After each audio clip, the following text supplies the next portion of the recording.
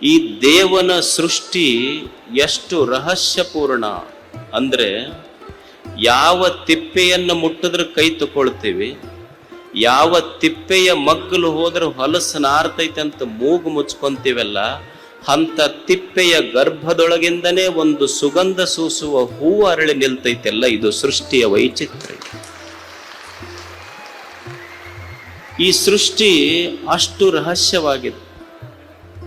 ದೇವರು ಈ ಜಗತ್ತಿನಲ್ಲಿ ಮತ್ತು ಜೀವನದಲ್ಲಿ ಅತ್ಯಂತ ರಹಸ್ಯವನ್ನ ತುಂಬಿಟ್ಟು ನಮಗೆಲ್ಲ ಕಳಿಸಿದ್ದಾನೆ ಈ ಜಗತ್ತಿಗೆ. ನೀವು ಮನುಷ್ಯನ ದೇಹವನ್ನೇ ತೆಗೆದುಕೊಳ್ಳಿ, ದೇವರು ಇದರಲ್ಲಿ ಎಂಥ ಅದ್ಭುತವಾದ ವೈಶಿಷ್ಟ್ಯವಾಗಿರುವಂಥ ರಹಸ್ಯ ಈ ದೇಹ ಮನ ಬುದ್ಧಿಗಳಲ್ಲಿ ಇಟ್ಟು ಕಳಿಸಿದ್ದಾನೆ ದೇವರು. ಈ ದೇಹ ಇದೆ. ನೀವೊಂದು ಮೋಟರ್ ಸೈಕಲ್ ತಗೊಂಡು ಹೋಗ್ತೀರ,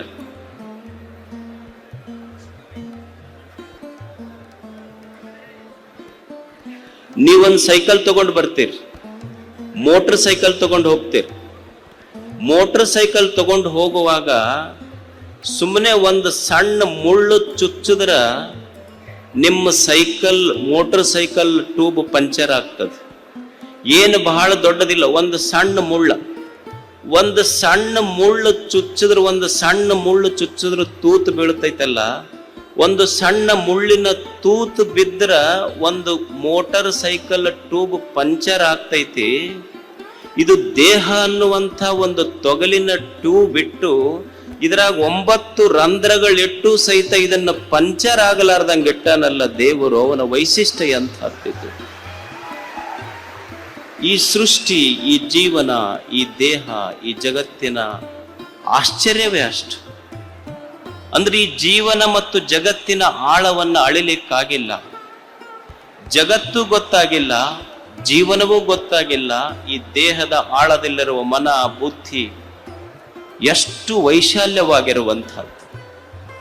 ಇದನ್ನ ಅರಿಬೇಕಲ್ಲ ಮನುಷ್ಯ. ಅರಿಲಿಕ್ಕೆ ಇದೊಂದು ಆಯುಷ್ಯ ಬಹಳ ಚಿಕ್ಕದು. ಎಲ್ಲವನ್ನು ಅರಿತೇ ತಿಳಿದೇ ಬದುಕ್ತೀವಂತ ನಮಗೆ ಈ ಜಗತ್ತಿನಲ್ಲಿ ಇಲ್ಲ. ಇದನ್ನ ಅರಿಬೇಕಾದ್ರೆ ಏನು ಮಾಡಬೇಕು, ತಿಳಿಬೇಕಾದ್ರೆ ಏನು ಮಾಡಬೇಕು? ನಮಗೆಲ್ಲರಿಗೆ ಅಪೇಕ್ಷೆ ಇದೆಯಲ್ಲ, ಈ ಜೀವನ ಯಾಕೆ ಭಗವಂತ ನಮಗೊಂದು ಜೀವನವನ್ನು ಕೊಟ್ಟಿದ್ದಾನೆ? ಯಾಕೆ ನಮಗೂ ಹುಟ್ಟಾತು? ಹುಟ್ಟಾದ ಮೇಲೆ ಮತ್ತೆ ಯಾಕೆ ಸಾವು ಬರ್ತದೆ? ಈ ಹುಟ್ಟು ಸಾವುಗಳ ಮಧ್ಯದಲ್ಲಿ ನಾ ಏನು ಮಾಡಬೇಕು ಅನ್ನುವುದು ನಮಗೆ ಯಾರಿಗೆ ತಿಳಿದಿಲ್ಲ. ನಾಳೆಯ ಗರ್ಭದೊಳಗೆ ಏನಿದೆ ಅನ್ನೋದು ನಮಗೆ ಯಾರಿಗೆ ಅರ್ಥ ಆಗಿಲ್ಲ. ಈ ಜೀವನದ ರಹಸ್ಯವನ್ನು ತಿಳಿಸಿಕೊಡೋ ಒಬ್ಬ ಬೇಕಲ್ಲ. ಈಗ ನೀವೊಂದು ಕಾಡಿನೊಳಗೆ ಹೋಗ್ತೀರಿ, ಕಾಡಿನೊಳಗೆ ಹೋದಾಗ ನಿಮಗೆ ದಾರಿ ಗೊತ್ತಾಗೋದಿಲ್ಲ. ಯಾಕಡೆ ಹೋಗ್ಬೇಕು, ದಾರಿ ಎಲ್ಲಿದೆ, ಊರಿಗೆ ಬಂದಿದ್ದೆಲ್ಲಿ, ನಾ ಎಲ್ಲಿಗೆ ಹೋಗಬೇಕು ಅನ್ನುವ ದಾರಿ ಗೊತ್ತಾಗೋದಿಲ್ಲ. ಒಂದು ದಟ್ಟ ಅರಣ್ಯ ಇರ್ತದೆ. ಅವಾಗ ನೀವೇನ್ ಮಾಡ್ತೀರಿ ಅಂದ್ರೆ, ದಾರಿ ಗೊತ್ತಾಗ್ಲಿಲ್ಲ ಅಂದ್ರೆ ದಾರಿ ತೋರ್ಸೋದು ಬೇಕಲ್ಲ. ಒಂದು ದಾರಿ ತೋರಿಸಬೇಕಾಗಿತ್ತಂದ್ರೆ ನೀವು ಮೊಬೈಲ್ ಓಪನ್ ಮಾಡಿ ಗೂಗಲ್ ಅರ್ತ್ ತೆಗಿತೀರಿ. ಅಂದ್ರೆ ನಿಮಗೆ ಗೂಗಲ್ ಅರ್ತ್ ಏನು ಮಾಡ್ತದೆ, ನೀವು ಎಷ್ಟೇ ದಟ್ಟ ಅರಣ್ಯದಲ್ಲಿದ್ರೂ ಸಹಿತ ನಿಮಗೆ ಗೂಗಲ್ ಅರ್ತ್ ನಿಮಗೆ ಎಲ್ಲಿ ಹೋಗಬೇಕನ್ನುವ ದಾರಿ ತೋರಿಸ್ತದೆ.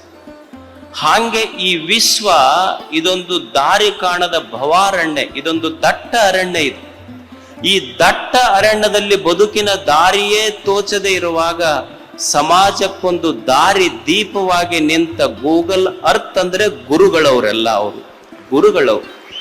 ಒಂದು ಗೂಗಲ್ ಅರ್ತ್ ಇದ್ದಂಗೆ ಎಷ್ಟು ಗುರುಗಳ ನೋಡಿ, 25 ವರ್ಷಗಳ ರಜತ ಸಮಾರಂಭ, ಏನೋ ಅದ್ಭುತವಾದ ವೇದಿಕೆ, ಎಷ್ಟು ಬಸ್ ನಿಂತಾವ.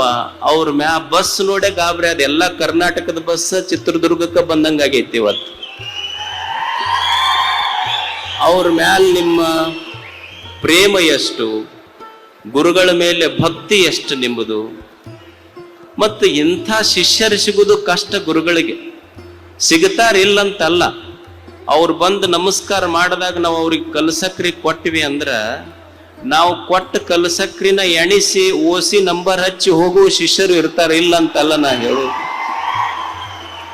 ಆದ್ರೆ ಗುರುಗಳ ಮೇಲೆ ನಿಮ್ದೆಷ್ಟು ಶ್ರದ್ಧೆ. ಅವರ 25 ವರ್ಷಗಳ ರಜತ ಮಹೋತ್ಸವದ ಒಂದು ಸಮಾರಂಭವನ್ನು ತಾವು ಆಚರಣೆ ಮಾಡ್ತಾ ಇದ್ದಾರೆ. ಮತ್ತು ಗುರುಗಳು ಸಹಿತ ಅಷ್ಟೇ ಇಡೀ ಕನ್ನಡ ನಾಡಿನ ತುಂಬ ಅಡ್ಡಾಡಿ ಸಮಾಜವನ್ನು ಮೇಲೆತ್ತಬೇಕು, ಸಮಾಜದ ಮಕ್ಕಳನ್ನು ಓದಿಸಬೇಕು ಅನ್ನುವಂಥ ಅಚಲ ನಿಷ್ಠೆ ಗುರುಗಳಲ್ಲಿ.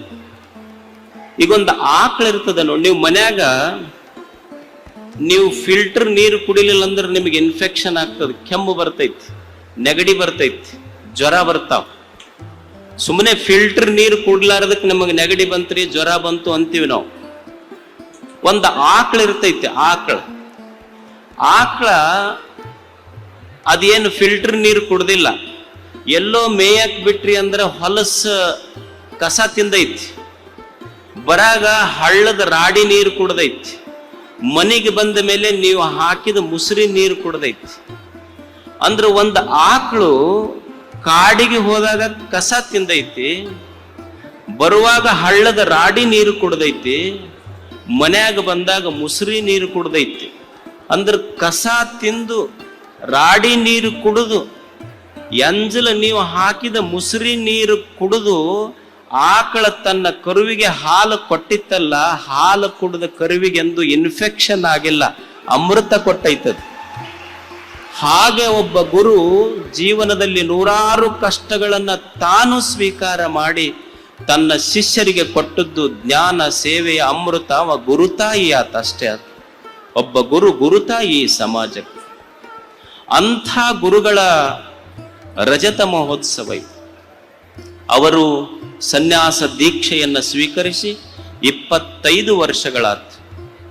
ಒಬ್ಬ ಗುರು ಅಂತ ಯಾರಿಗನ್ನಬೇಕು?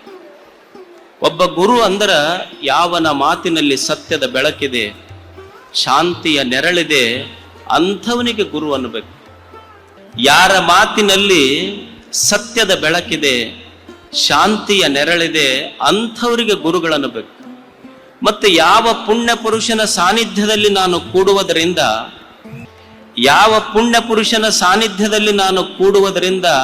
ನಮ್ಮ ಮನಸ್ಸುಗಳ ಅರಳುತ್ತವಲ್ಲ, ಯಾವ ಪುಣ್ಯ ಪುರುಷರ ಸಾನ್ನಿಧ್ಯದಲ್ಲಿ ನಾವು ಕೂಡುವುದರಿಂದ ನಮ್ಮ ಹೃದಯಗಳು ಅರಳುತ್ತವಲ್ಲ, ಅಂಥವರಿಗೆ ಗುರು ಅನ್ನಬಹುದು. ಈಗ ನೀವು ನೋಡ್ರಿ, ಇಷ್ಟು ಜನ ಗುರುಗಳು ಕುಂತಾರ, ಮತ್ತೆ ಇಷ್ಟು ಜನ ಸೇರಿರಿ, ಎಷ್ಟು ಶಾಂತ ಕುಂತೀರಿ ನೀವೆಲ್ಲ. ಇಲ್ಲಿ ನಿಮ್ಮ ಸಾಹೇಬ್ರಿಗೆ ಕೇಳ್ರಿ, ಅವ್ರು ವಿಧಾನಸೌಧದಾಗ ಬರೀ 200 ಮಂದಿ ಇರ್ತಾರೆ, ಎಷ್ಟು ಗದ್ದಲ ಮಾಡ್ತಾರ ಅವ್ರು. ನೀವು ಇಷ್ಟು 1000 ಜನ ಕುಂತರು ಸಹಿತ ಎಷ್ಟು ಶಾಂತ ಕುಂತೀರಲ್ಲ. ಇದು ನಿಜವಾದ ಭಾರತ, ಇದು ಭಾರತ. ಇದು ಗುರುಗಳ ಸಾನ್ನಿಧ್ಯದಲ್ಲಿ ಒಬ್ಬ ಟೆನಿಸನ್ ಕವಿ ಇರ್ತಾನೆ.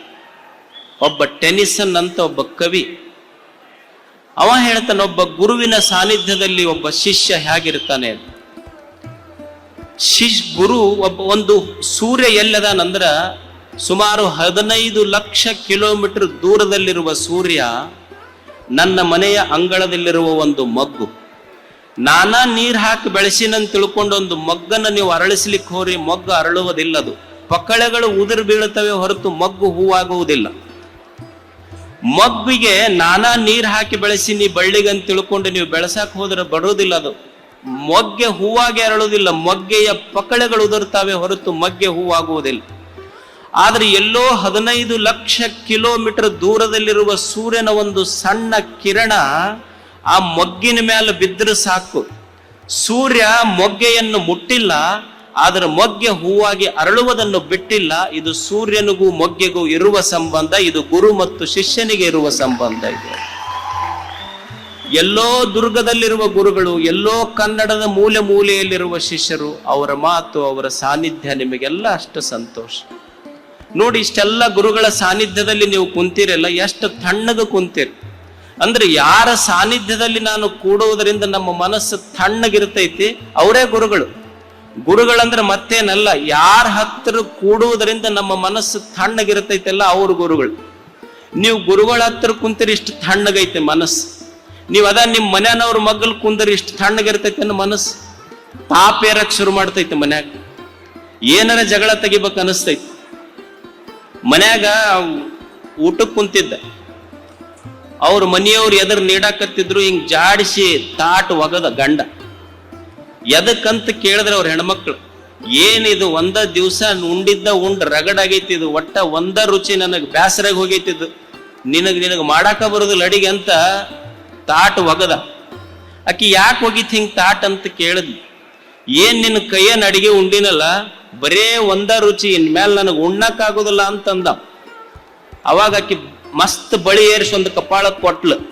ಅಲ್ಲ, ನನ್ನ ಕೈಯಂದು ಒಂದ ರುಚಿ ಅಂತ ತಿಂದು ಒಗದು ಬರ್ತಿ, ದಿವ್ಸ ಅಂಗಡಿಗೆ ಹೋಗಿ ರಾತ್ರಿ ಕುಡ್ದು ಬರ್ತಿ, ಎಲ್ಲ ಒಂದ ರುಚಿ ಅಂತ ಒಮ್ಮೆರೆ ಬಾಟ್ಲಿ ಒಗದು ಬಂದಿ ಅನ್ನಿ.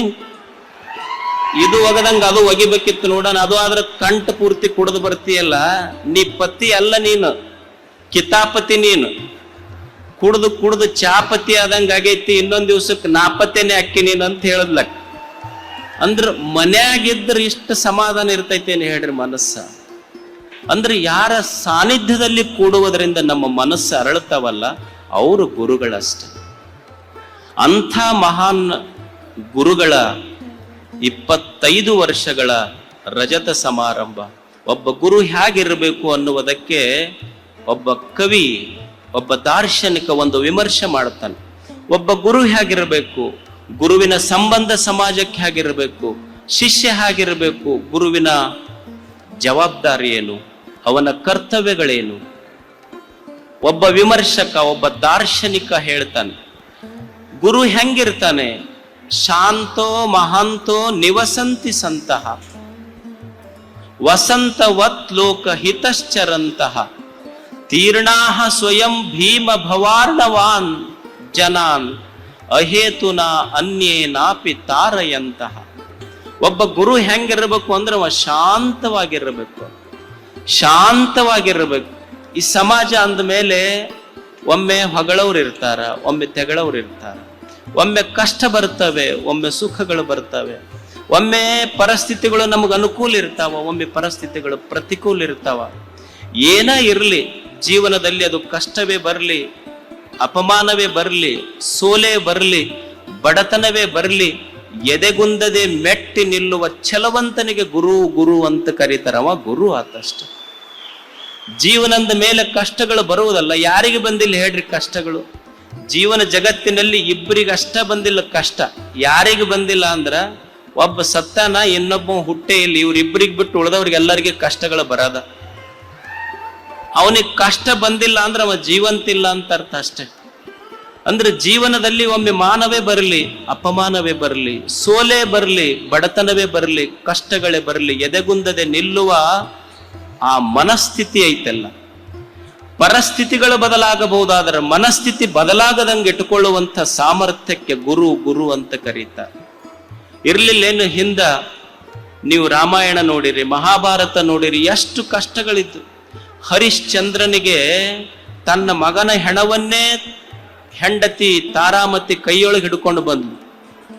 ಒಂದು ಕಡೆ ಮಗನ ಹೆಣ, ಇನ್ನೊಂದು ಕಡೆ ಸತ್ಯದ ಪರಿಪಾಲನೆ. ನಮಗಂತೂ ಅಷ್ಟು ಕಷ್ಟಗಳು ಬಂದಿಲ್ಲ. ಶ್ರೀರಾಮಚಂದ್ರ ಪಾಪ ಹೊಸ ಹೆಂಡತಿಗೆ ಸೀತೆಯನ್ನು ಮದುವೆ ಮಾಡಿಕೊಂಡು ಬಂದ್ರ ಅವ್ರಪ್ಪ ಕಾಡಿಗೆ ಕಳಿಸದಾತಗ. ನೀವು ಮದುವೆ ಮಾಡ್ಕೊಂಡು ಎಂದರ ಕಾಡಿಗೆ ಹೋಗಿರಿ, ನೀವೆಲ್ಲ ಊಟಿ, ಸಿಮ್ಲಾ, ಡಾರ್ಜಿಲಿಂಗಿಗೆ ಹೋಗಿರಿ. ಅವರೆಲ್ಲ ಪಾಪ ಕಾಡಿಗೆ ಹೋದ್ರ ಅಷ್ಟೇನ್ರ ಕಷ್ಟ ಬಂದೈತೆ ನಿಮಗೆ ಹೇಳಿ?